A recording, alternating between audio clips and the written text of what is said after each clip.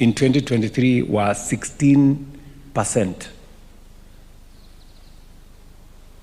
Interest rates on our treasury bills today is below 8%. It's come down by half.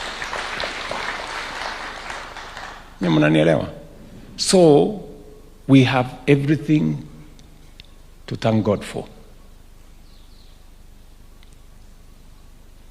Bishop has told us about the education sector and the debts the government of Kenya has to many universities, including public universities, including private universities. We had a very serious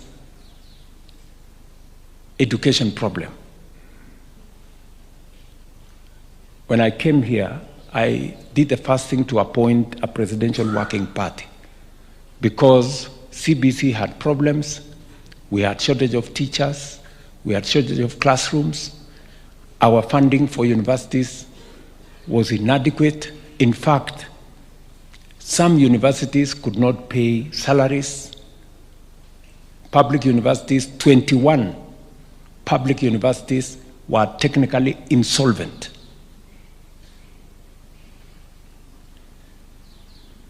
By God's grace, we have put things together. We had the presidential party give us recommendations. We looked through our manifesto. We changed course. Now, as I stand here today, we have corrected the CBC. We have aligned the curriculum.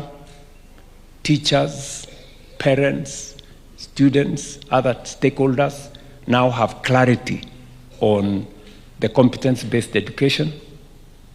We have hired the highest number of teachers in Kenya's history.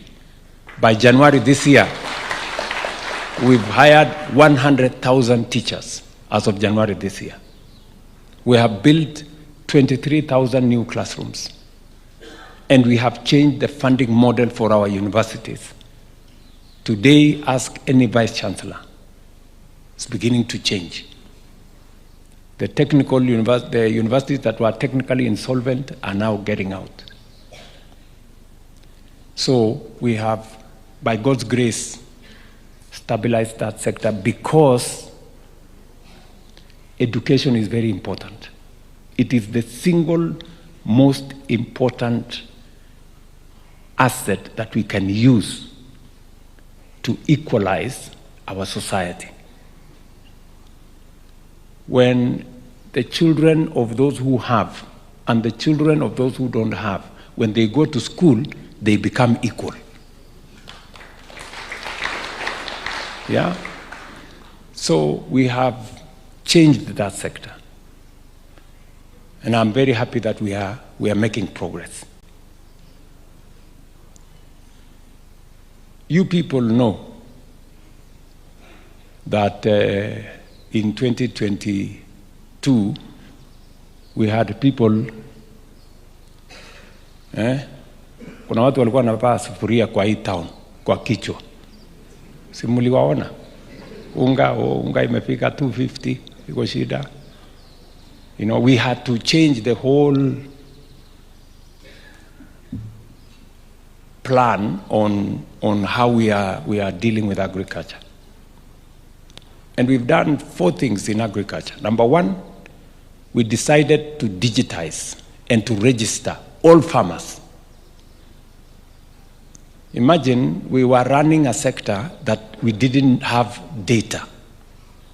So today we have registered in our database 7.2 million farmers.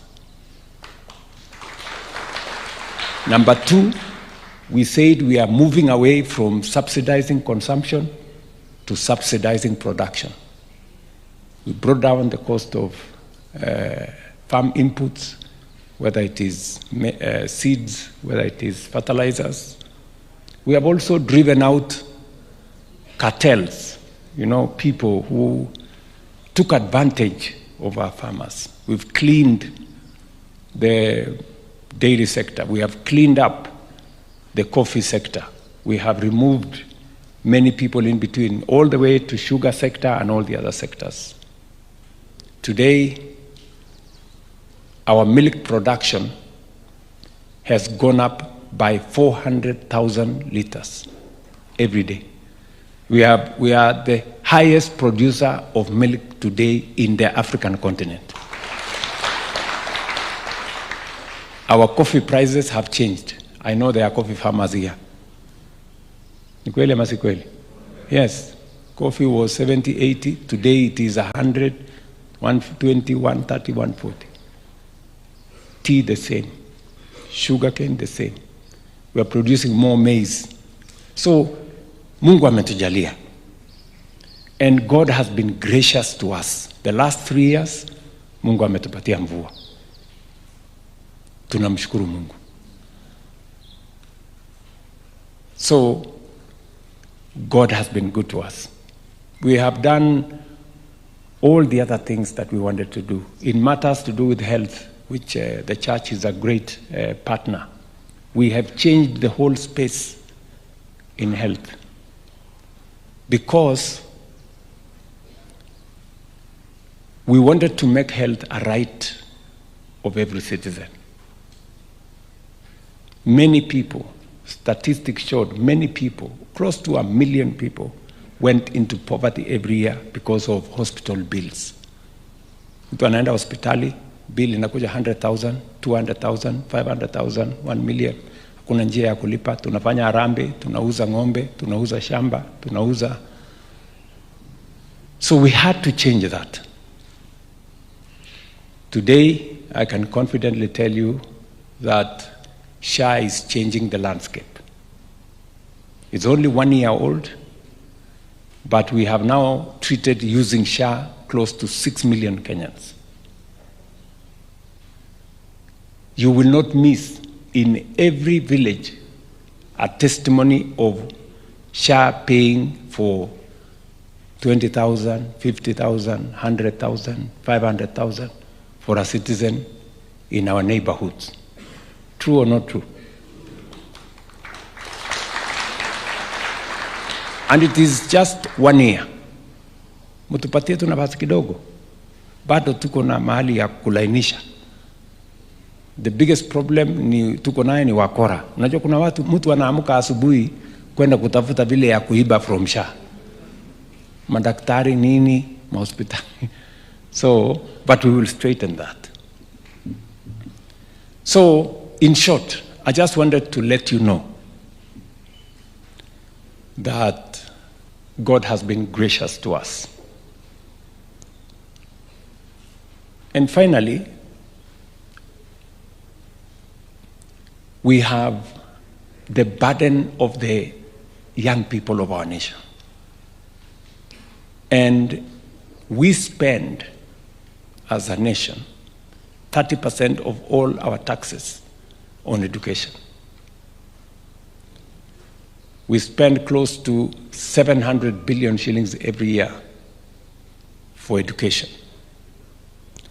And it was necessary for us to think, as we train people, as we take people through school, as they go through college, as they go through university, what happens to them when they get out?